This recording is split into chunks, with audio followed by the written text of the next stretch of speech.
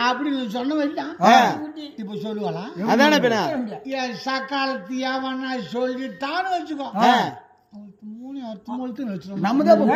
எப்படிமா சொல்ல முடியும் நம்மளுக்குதான் கடவுள் புள்ள கொடுத்துட்டாரு நம்மள எப்படி அவன் என்ன சொல்லுவான் கடவுள் புள்ள கொடுத்தாரு என் வீட்டுக்கு போய் பக்கத்து வீட்டு பார்த்துக்காங்க அட கடவுள் வரத்தால ஒரு பிள்ளை இப்ப நான் எப்படி எப்படி அம்மா இருக்கிற